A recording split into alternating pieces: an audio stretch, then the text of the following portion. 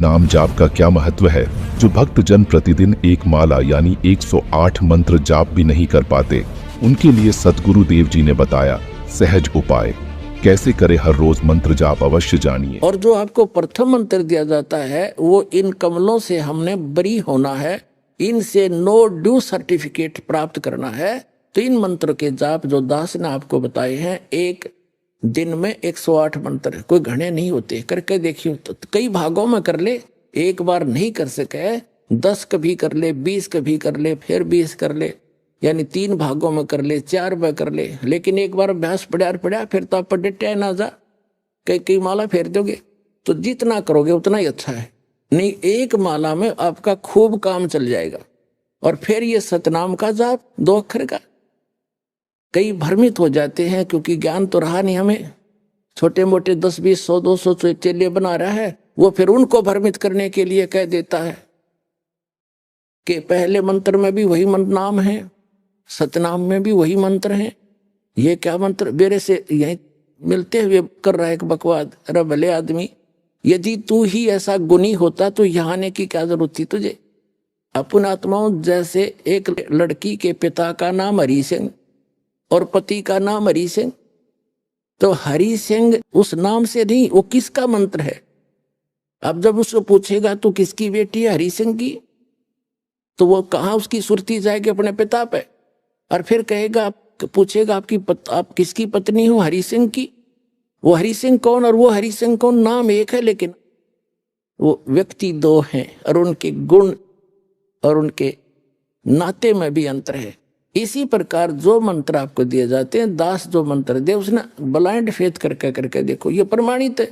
सब महापुरुषों ने जिनको मोक्ष प्राप्त हुआ उन्होंने भी यही जाप किया, ये आपके रूबरू कई बार कर लिया, रह कर और भी करते रहेंगे आपको दृढ़ विश्वास कराने के लिए। तो इससे क्या हो गया कि उस सच्चिदानंद घन ब्रह्म परम अक्षर ब्रह्म के पाने का ओम तत्सत, ये 3 मंत्र के जाप का निर्देश है, नथिंग एल्स। निर्देश का अर्थ है डायरेक्शन, अग्रम मग्रम नहीं, विकल्प नहीं इसका, फिर कोई और मंत्र नहीं है। कबीर परमेश्वर जी की असीम रजा से पुण्यात्माओं, आप ये सत्यनारायण कथा सुनने के लिए उपस्थित हुए। अभी तक हमने जिन भी भगवानों को सत्यनारायण मान करके साधनाएं की, वो हमारी अबोधता थी, हमें ज्ञान ठीक से नहीं मिला था। हम श्री विष्णु जी को सत्यनारायण मानकर उनकी कथा सुना करते थे। सत्यनारायण का अर्थ है, सत्य माने अविनाशी, नारायण माने यानी भगवान परमात्मा जो जल के ऊपर विराजमान होने वाला। नार माने जल, आयन माने उस पर आकर के विराजमान होने वाला, उसको नारायण कहते हैं। तो सत्य माने अविनाशी, नारायण माने परमात्मा, वो भगवान जो जल के ऊपर आकर विराजमान होता है, वहां निवास करता है। तो श्री विष्णु जी सतोगुण भगवान हैं, ये नासवान हैं। श्री देवी पुराण सचित्र मोटा टाइप, गीता प्रेस गोरखपुर से प्रकाशित के 123 पृष्ठ पर, उसमें स्पष्ट लिखा हुआ है, विष्णु जी कहते हैं अपनी माता दुर्गा से कि तुम शुद्ध स्वरूपा हो, ये सारा संसार आप ही से उद्भासित हो रहा है, मैं ब्रह्मा और शंकर आप ही की कृपा से विद्यमान है। हमारा तो आविर्भाव माने जन्म और तिरोभाव मीन मृत्यु होती है, हम अविनाशी नहीं। तो हमने गलती से इस चतुर्भुजी भगवान विष्णु जी को सत्यनारायण मान लिया, हमारे धर्म गुरुओं को ज्ञान नहीं था। अब सत्यनारायण अविनाशी भगवान कौन है? सत्य साहिब कहो, सत्यनारायण कहो, परम अक्षर ब्रह्म कहो, ये कौन है? ये असंख्य ब्रह्मांड का रचनेहारा और संचालक, इन सब का जनक है। वो कौन है? उसका शुभ नाम क्या है? उनका शुभ नाम है बंदी छोड़ कबीर साहेब। कबीर परमेश्वर, सत कबीर यानी सत साहेब। सत साहेब तो उसकी उपमा है, उनका गुण है, और वास्तविक नाम उनका है कबीर परमेश्वर। वो कौन है? जो काशी के अंदर 120 वर्ष तक एक जुलाहे की भूमिका, दानक की भूमिका करते हुए पूरे विश्व को ज्ञान प्रदान किया करते थे। वो परमात्मा सत्यनारायण हैं, सत्य साहेब हैं। पुण्यात्माओं, ये ज्ञान कहां से हुआ कि ये सत्यनारायण है? ये ज्ञान इस दास को कैसे हुआ? परमेश्वर की एक वाणी पढ़ी कबीर भगवान की कि वेद मेरा भेद है, मैं ना वेदन के माही, और जौन वेद से मैं मिलूं ये वेद जानते नहीं। ये चारों वेद मेरी ही महिमा का गुणगान कर रहे हैं, मेरी महिमा बता रहे हैं, लेकिन इन वेदों में वर्णित विधि से मेरी प्राप्ति नहीं हो सकती। इनसे हटकर एक और वेद है जिसको सूक्ष्म वेद कहते हैं, जिसको तत्व ज्ञान भी कहते हैं।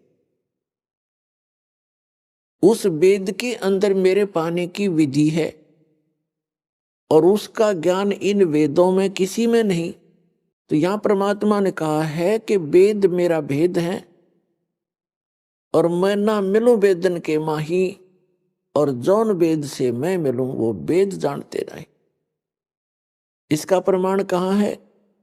श्रीमद् भगवत गीता अध्याय नंबर 4 के श्लोक नंबर 32 में गीता ज्ञानदाता कहता है कि अर्जुन, जो अभी आपने सुना श्लोक 25 से लेकर 31 तक कि कोई तो देवताओं की पूजा करता है, कोई हठ योग करता है, कोई तीक्ष्ण व्रत रखता है, अहिंसावादी बनकर घूमता है, कोई स्वाध्याय करते रहते हैं, कोई केवल योग अभ्यास करते हैं, कोई प्राणों की श्वासों की गति को आते जाते देखते रहते हैं।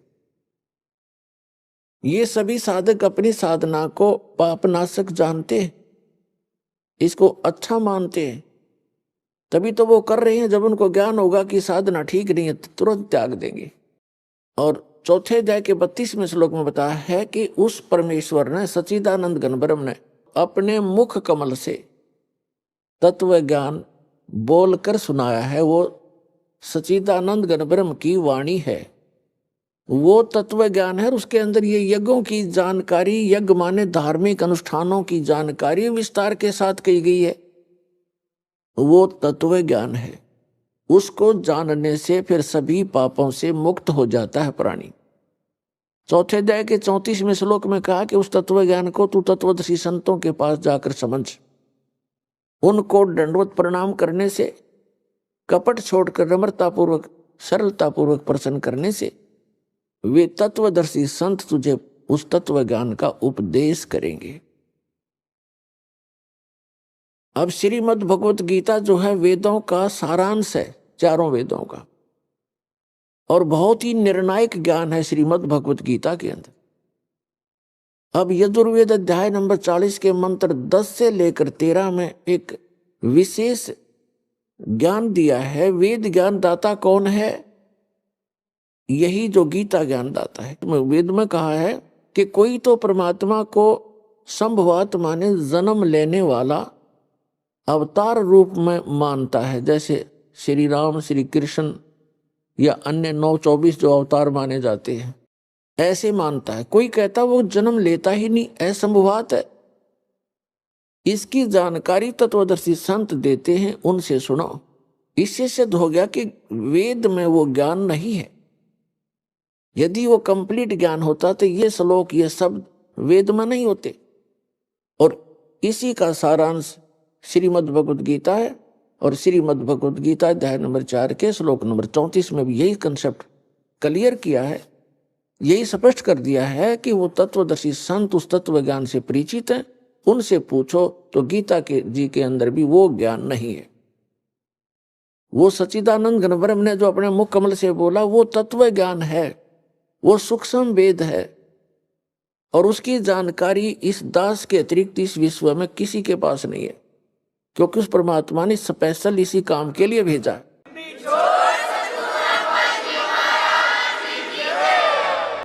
सत साहिब जी और वीडियो देखने के लिए चैनल को सब्सक्राइब और वीडियो को लाइक, कमेंट, शेयर जरूर करें। हमारे ऑफिशियल यूट्यूब चैनल पर विजिट करने के लिए यूट्यूब पर सर्च करें संत रामपाल जी महाराज व सतलोक आश्रम। धन्यवाद।